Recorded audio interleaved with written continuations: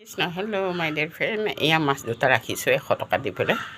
ছোৱালীকেইজনী কৈ থাকে মায়ে সুদা সুদা ভাত খাই থাকে, মাছ পুঠি এটা কিনি নাখায়, শৰীৰটো শুকাই গৈছে। এয়া মই দেখাইছোঁ, ছোৱালীকেইজনীকো দেখাইছোঁ, অসমবাসী বিশ্ববাসী হৈছে। এয়া দুটা মাছ ৰাখিছোঁ 100 টকা, এটাত 50 টকা। পংকজ বোলে এইটো।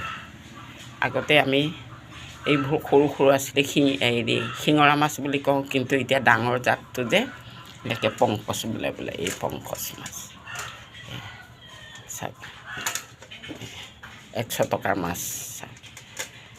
নাখায়ো নোৱাৰি, সৰুতে আইব পাৰে, খুৱাব শিকালে। এতিয়া দেখোন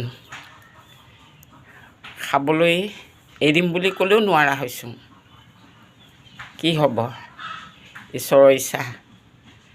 যেতিয়ালৈকে ঈশ্বৰে হেৰি নকৰে তেতিয়ালৈকে খাই থাকিব লাগিব।